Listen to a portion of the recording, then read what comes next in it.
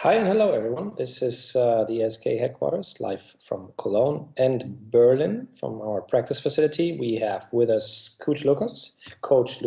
Oops, Coach Lucas. Oh, that's nice. Coach Lucas, getting there. And well, one of the five glorious players from last week, if I may say so, Hampus Müller, aka Fox, our mid laner. First things first. Hampus, brilliant performance last week. You unraveled Cassiopeia and played two perfect matches, I'd say.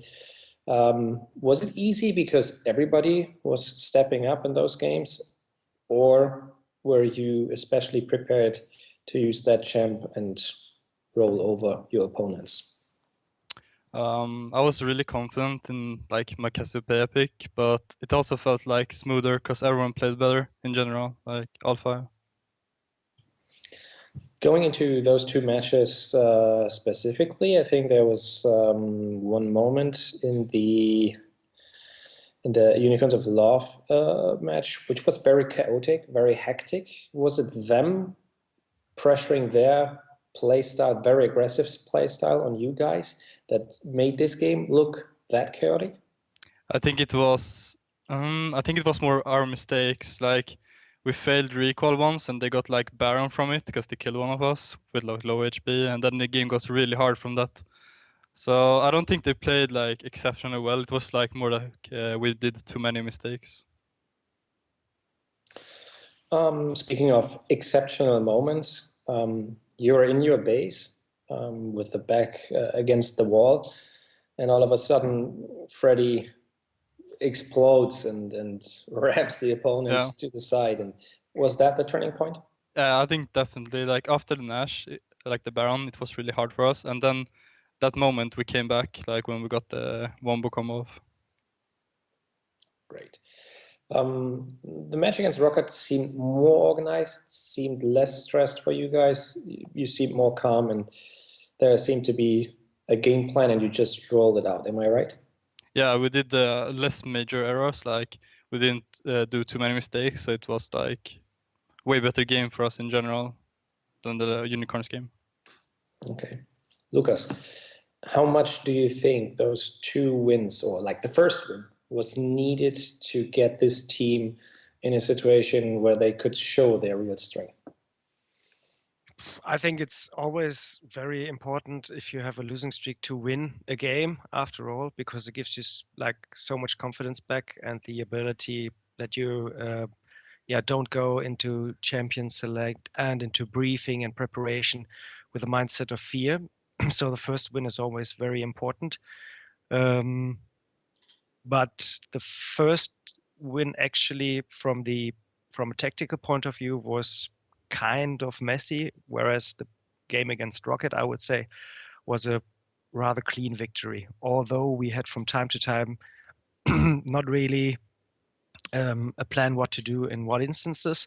We controlled the game very well, and that was, apart from the win against Unicorns, a good finding, like for me personally, I would say. All right. What exactly do you think, Lucas? What was the major change from the team overall to win these two games? If you could sum it up in 1, 2 sentences, what changed? Basically, the decisiveness and the cohesiveness in which we moved around the map and picked engages. And it was as well thought out as well as decisive calls. I would put it that way. Okay, looking at the tableau, we have four teams with a 2-6 record right now at the very bottom, and Gambit with a 3-5 record. So I would say it's five teams in the direct relegation environment, so to speak. You are facing one of your direct opponents, plus Rocket is playing Copenhagen Wolves. That's the other two, which are 2-6. So that's week one. But then tomorrow you have to face H2K, which is a 7-1 team. Would you consider SK has the toughest matchups in week 5 from the bottom four teams? Fox. I mean, like last time we faced H2K, we were like really close to winning actually. But this week is gonna be hard for sure for us. I don't know if we have the toughest week, but it's a pretty tough week. What's the mindset like in the team, Lucas? You go into week 5 with okay, we made it 2-0 last week, or do you go into this week, we're 4 teams in the bottom of the tableau, tough week ahead of us, so work. Was there any point this week where you said, okay, we can relax a little bit, we can release stress? I don't know. Not really at this point in time. We had our 2 victories, and it's the glimpse of hope or the silver linings, you could call it whatever you like. But still, it was just 2 wins and 6 losses. Although they gave us the hope back and the thought process that we can actually win and design games and play proactive. So that was the hope part. But you have to connect it to the realistic again, that we are not at the moment a top 2 team, but we are not a top 3 team, but we can slowly get there again, I feel. But of course, just with only hard work. And even then, can go wrong. But yeah, Absolutely. Hope is back. Absolutely. So, Fox, run us through your expectations towards these 2 matches. Elements, first opponent, they make a roster change. Neve is going to play against us on bot lane. Any thoughts on that? Is that going to change the whole approach for you guys, or? Nah, it's not gonna change anything at all. They're like Elements is always like Froggen focused team, so I think the match is gonna be like decided like in mid lane. I really feel like it. Is Froggen's time over? Is it Fox time? I think he's really good, but I can beat him for sure. So to sum it up, the fox eats the frog. Yeah. Nice one. Tomorrow, H2K. What are your expectations in that match? How will that go as in terms of the overall game plan? What can we expect from the teams? Me? Are you asking me? Yeah, I'm asking. Yeah. I mean, last time we put up a good fight, even though I really didn't think we would. So I'm expecting actually I think we can go 2-0 this week as well. Like if we play like we should, like then we have a really good chance. Anything you want to add, Lucas? Expectations wise? I think so as well.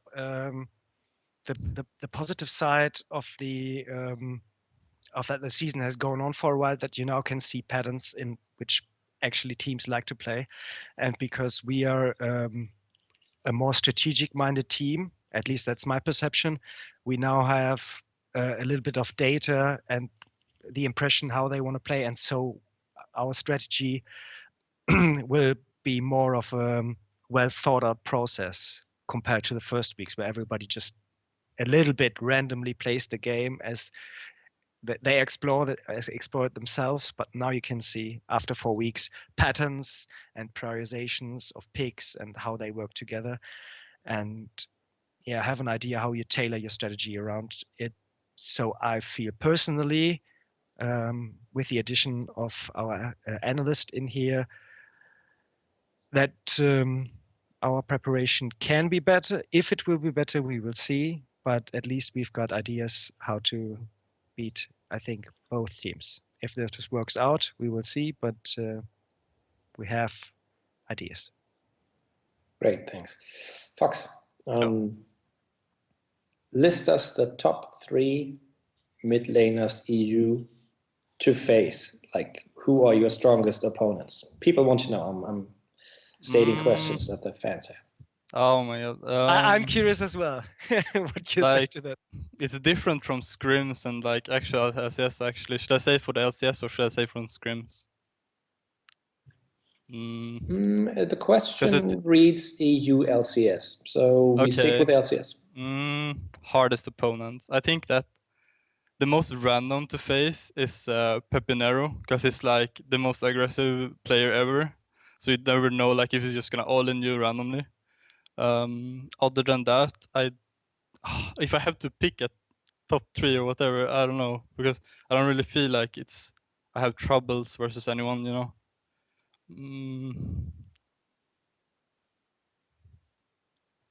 Basically, what you're saying is they are all on a extremely good level. Yeah, I think they're all good, but like they play different than me. Like they all have different play styles, and some just likes to like farm. Like for example, Froggen, he's like happy with going equal and farming for late game or whatever, and I'm like trying to push my advantage. So yeah, I think everyone has different play styles. You know, you can't really say like who's top 3 or whatever.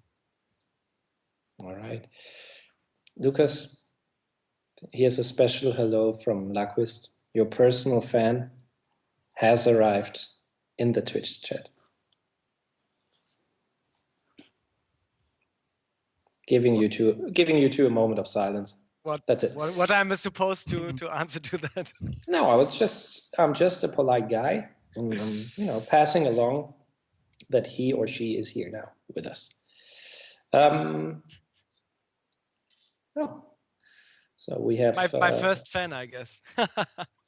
Yeah, maybe it always starts with the first. Happy birthday to SofaBoy90. Happy birthday to you, and the team will try to win for you. Of course, they will. Right, Fox? Yeah. Yeah. And Fox says happy birthday as well. Yeah, happy birthday. There you go. So guys, you need to ask questions if you want them answered in the chat. Otherwise, I'm going to run a little bit by the script I have. Fox, I think it's fair to say that both Sven and Freddy stepped up their game last week tremendously. Any special reason for that? Is the meta more going in the direction where it fits Freddy more and more again? Was there some changes there, or is it just, well, it's Freddy on Gnar? He just had a couple of bad games, but it was always Freddy. I mean, we were trying to like force him on like meta champions like Rumble and stuff, and it didn't work out for us. So we were like, just play whatever you're comfortable with, and we go from there. And he did, and he stepped up like enormously, and it worked out. Anything on Sven? I don't know. I think jungle is like a position if like the team is doing good, like the jungle can do better. So I don't know. I think he's just a really good player, and if the team is doing good, then he's still going to do good as well. Okay. A question regarding our position in general. What are the goals from now on? I think it's fair to say with 4 teams on 2 and 6, SK being one of those, Gambit with a 3 and 5, it goes from match to match, it goes from week to week. We might see a lot of changes in the bottom of the tableau in the upcoming weeks, and you can't do anything but take it game by game, try to win as many as possible, and by that, hopefully separate yourself from the bottom of the tableau. But let's face it, we are still there. We are still in the mix. We've gotten closer again. We've gotten more confident, but we're not out of it, and it's way too early to talk about something like Worlds. If we can make it out of the bottom of the tableau, we will for sure aim for playoffs. And if we do so, we might reset our goals. But as for now, and as for the upcoming 2 weeks at least, we are still fighting for every win there is. Anything you would change on that statement, Lucas? Yeah, of course, but I would like to point a thing out which is occurring now. You see it in Copenhagen Wolves, and you see it with Rocket as well. I'm kind of proud, I must say, that although we had a losing streak and we're at the bottom of the table, that we managed to not go hard on each other and stay together as this group as we are, because I feel or my perception and my opinion about roster changes during the split is I would not go for it if you can avoid it, but I feel that the other teams or managers maybe are a little bit trigger happy and I will see, or we will see what this is leading to. And yeah, I don't know. What was the question exactly, Alex? Can you repeat? If the general mindset Okay. is for Worlds Yeah, playoffs, or is it yeah. still Yeah, okay. game by game? So yeah, and why this is connected to the mindset is because we try to like solve the problems which we have, and sometimes you're stuck on a problem, but we still don't give up on the problem.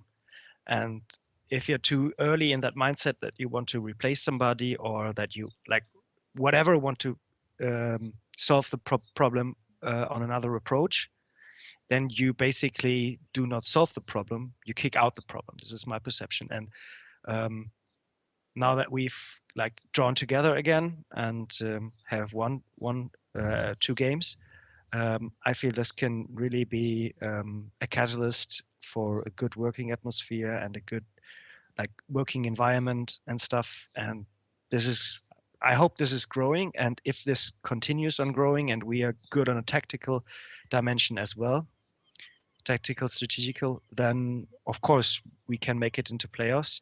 And as we have an experienced roster, we have the ability, at least we have the ability to make a good impact in playoffs. But of course, that's a question which you can then answer. But of course, the dream is not dead to qualify for Worlds, but the chances are slim. Okay, that's from my side. Gotcha. Elements, going back to Neve Fox. Did you guys have any chance checking him out to understand if he is on the level he used to be, or do you guys have no clue? Obviously, you haven't practiced against them, which is very common in LCS. You do not practice against your direct opponents from the week, but you might have seen him here and there in solo queue, maybe. We haven't practiced versus them, and I haven't seen him in solo queue, so I'm really curious what level he is at the moment. I don't know. Okay. Direct question to you as well, and I'll read it. What do you think about Tahm Kench, and where do you see him, top, sub, jungle? Do you think he's a possible pick in LCS? Wait, who? Tahm Kench. I think this is this new, it was just released like, I don't know. Oh, is it new champion? Yeah. I have no idea. I haven't looked him up. I'm sorry. Yeah, which is common to give you guys out there a better understanding. When new champions are introduced, we do not look at them directly because they will not be in the first week or even second week of LCS. So it takes some time until they are allowed in LCS. And we have enough time to prepare for them. So once they are out, once they are announced, we have no clue whatsoever, and we don't make up our minds. That's a general note to that. We touched that. Fox, will we see some cheese picks from you or the team this week or anytime soon? Whatever cheese picks are, I don't know. Maybe you guys know. Maybe cheesy picks? They might see it actually, but I obviously can't tell because then it wouldn't be cheese if they knew it. So yeah. There you go. Yeah. We will cheese on every position. Yeah. Basically. Okay, so official statement: SK Gaming will cheese on every position. Put it out on Reddit, people. Did you think of doing a roster swap mid-season like Elements, Rocket, or Copenhagen Wolves? You always, in management, think about optimizing your roster, but you always prioritize keeping your team together and working through problems. We have been working with the problem and through the problem, and we are happy that last week the team stepped up from this process and won 2 games in a row, which proved us right that the decision not to do a roster swap was the right thing to do. And that's the official statement from management regarding this, so we can close that. We're also having the question about, would you still, going back in time, would you still consider benching for Given and replacing him with Candy Panda? Do you still think this was the right call? Yes, we do. We did not bench for Given with no reason. We had to look at a situation where within the team we had disputes on strategy and on how to move forward. And Forgiven leaving the team, selling Forgiven to Gambit was the clear reaction to that, replacing him with an AD carry that understood the idea we wanted in the game. That was more important for us than having such a, I don't know, one-on-one monster as Forgiven on the team. So we put the overall team approach on top of a single need you might see from the outside. I hope these discussions will stop at some point. What you have to understand is both players are outstanding, but both players play differently and therefore add something else to the team. What we as SK Gaming needed was not what Forgiven was giving to a team, which still is outstanding. And if it works out in Gambit, then this is perfect for him and for Gambit, but it didn't work for us long term. So that's this question answered, I guess. Yes, I talked about New Jersey sometime before. When is the release? Soon. That's all I can say. There is no timeline. Unfortunately, there's other parties involved here as well, and we depend on those. And I will also touch the topic of the new SK snapbacks, the hats.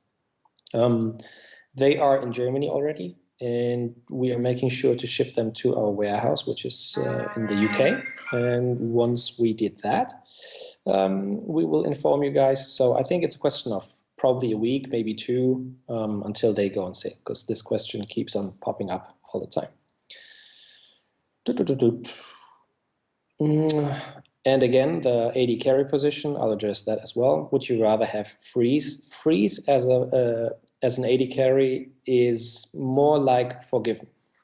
That's why he is an outstanding player as well, but the play style is different from what we want. Okay, Fox. We have the last matches each day, so we play Elements at 10 CEST, and we play H2K tomorrow at 10 CEST. So we have some time to watch other matches as well, or at least have thoughts on those. H2K versus Fnatic, which seems to be the match of the week. 8-0 team facing a 7-1 team. What are your thoughts? I mean, probably you have played Fnatic this week, so you would know if they're in good shape or not. I think that game is gonna be really high quality. Like both teams are looking so good right now. Prediction for that game, I think it might be Fnatic's first loss, to be honest. I think H2K got a really good chance against them. It all depends. What? Okay. I think that Kassing can make plays to win that game. Gotcha. We are frequently asked about the Copenhagen Wolves situation as well. And I'm opening the floor to both Fox and Lucas, but I will give a statement before. And they are free to say whatever they want, if they want to say something to that. This is our press conference. This is SK Gaming. We had two opponents last week, which we discussed. We have two opponents this week, which we discussed and are still discussing. We are discussing roster changes from our opponents and everybody who's directly in our environment. But Copenhagen Wolves is not our concern, and therefore it's hard for us to judge anything, to judge player moves, motivations, statements whatsoever. That's up for politics. We're not involved in this process, so from SK's standpoint, we get nothing to say to that. Neither what Elements does on their support position, nor what Copenhagen Wolves is doing on top or jungle. That's not our beef, and we can't really comment. And I don't have any thoughts on this. Change sometimes is good, sometimes it's bad. Floor is up to you guys, Fox, Lucas, whether you want to say something to that topic or not. Fans are asking for it, that's why I'm bringing it up. Hampus, would you like to say something? What was the question, or what was the topic? Copenhagen Wolves and like this whole thing? Yeah. I don't know if I should comment on that. I think it's like, I don't know, really shady stuff. Yeah, I'm happy that we are not the ones. Yeah. Well, shady. I'm happy. That's like, all this I is have an to add to involvement, that. like, yeah. Should not happen. Things like that. Rather easy question. Why is SK always the 4th or 5th game of the day? I just saw them once to start LCS. That's a question to ask the league, actually, not us. We are given a schedule and we arrive according to the schedule. We play according to the schedule.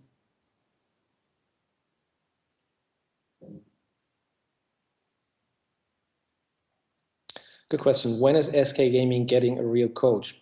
Basically, let's address it a little bit from a different angle.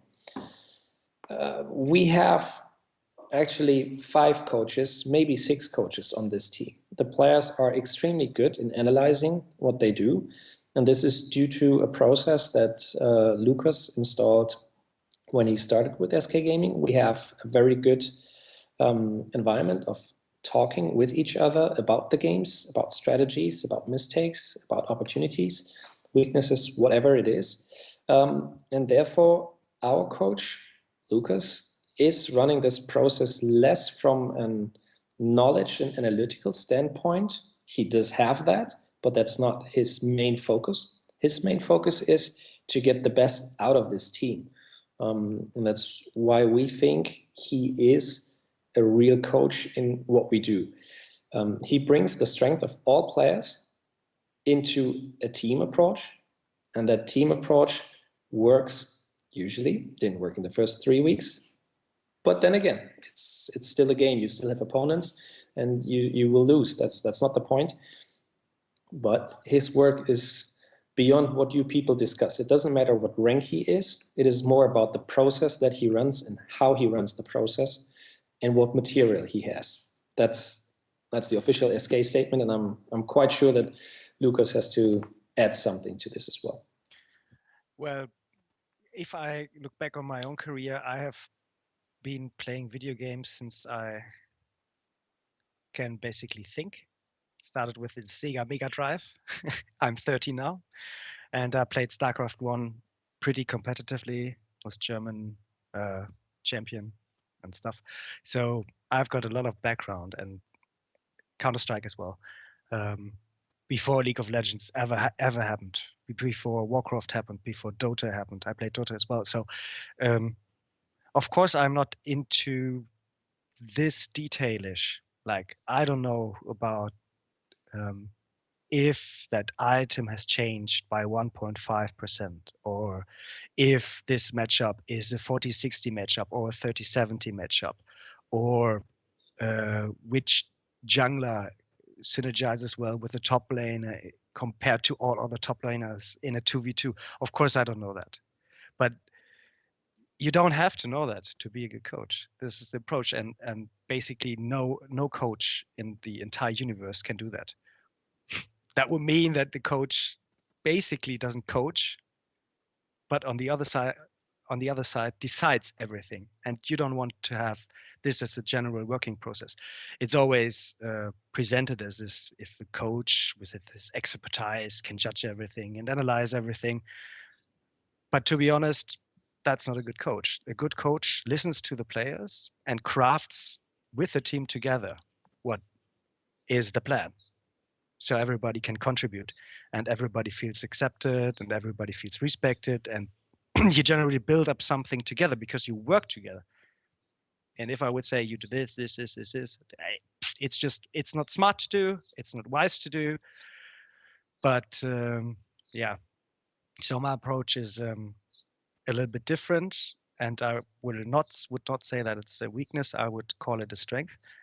And for this like smaller stuff, we have our analysts, which are genuinely working only in that small area, because coaching has a lot more to offer. I could speak for hours about coaching and what's important in it and stuff. But yeah, that's my take on it. Thanks for elaborating on this topic. A couple of questions that popped up during our answers. One of them is Worlds still in our heads? Worlds is always in our heads. But right now we have a different problem. but still we want to solve this problem. And if we do so, we want to take it step by step. And yes, then Worlds would be a logical consequence. The next one was a question regarding a video on the gaming house. You can actually check that out on the HyperX channel. So go to YouTube and look for the English, the international HyperX channel. They created a house tour. I have to admit, it's outdated though. It was still when Joe was coaching the team. So it's from the spring split, and we've changed a lot in the apartments till then. Am I right, Fox? Did we change the apartments? I didn't hear the question actually. All right, I didn't hear what you said. It was about the gaming house tour, that the HyperX gaming house tour is absolutely outdated because we stepped up in terms of the apartments. Yeah, the apartment is actually better looking right now. Yeah. Also, are there any plans for new SK Prime? We'll look into that. It's something that we always have in the back of our heads, and we're talking left and right and see if there's an opportunity, then most likely yes. I mean, SK Prime brought us at least one good player, I may say a great player, and he's with us today. So coming from SK Prime, this is Fox. What do we have? What is Lucas doing in picks and bans on stage when he doesn't know much about the game? That's a good one. Fox, answer that one. You can be honest, Hampus. I don't know. Wait, what was the question? Hampus is really with us. I'm like really zoned out right now. I don't know. Go ahead. Oh. Okay, we'll make it like 2-3 more questions for you. Then head-wise, you're already with elements. I can see that. Yeah. What is Lucas doing during picks and bans on stage? He's just reminding us what we basically had, like our game plan, like what that we made up before the game. I don't think coach should add anything. Like in general, like the players are just discussing what picks will be right for them, and like, yeah, I think he's just reminding us to stick to the plan, basically. Yeah. Yeah, that's what he does. Yeah, Fox AFK report. Yeah, I'm like, oh my god, I'm so zoned out. Does the team do stuff outside of gaming? Do you guys go to the movies or watch movies together? I don't know, do sports, go out for dinner, cook, whatever it is? At the moment, it's not, or it was not really possible because of the standings, and because everybody was so thrilled and like a little bit desperate as well. So that's never the point to do that. But if we have a better standing, then we of course will do that. But it's not that it's on a daily or weekly basis. You put it in if it fits well, like if the weather is good. And at the moment, we just try to stabilize. This is our first prioritization. And after we stabilized, actually on next Tuesday, we have a team activity, Hampus. Yeah, we do. You know that. I don't know what it is, but no, it's not. surprise. It's a secret. It's a secret. But this is like the first we have this split, I think, team activity. We had some last. Yeah, I mean, there was more work for us to do. Yeah. Less team building, more hardcore, focusing on the games, on the matches, analyzing opponents. I mean, when you're like 06, you just really need to practice more and not do like fun stuff. So it's fine. All right. We're closing this. I think we answered most of the questions. A lot of questions repeat themselves. Watch the VOD. It's going to be on Twitch, of course, but we'll upload it to our YouTube channel later on as well, if you're still interested in those. Thanks for watching. Fox, thanks for being with us today. Good luck for tonight and for tomorrow. Thanks. Lucas, good work. Keep it up, and looking forward to having you guys with us. Well, at least you, Lucas, next week when we're heading into week 6. That's it from Cologne and Berlin.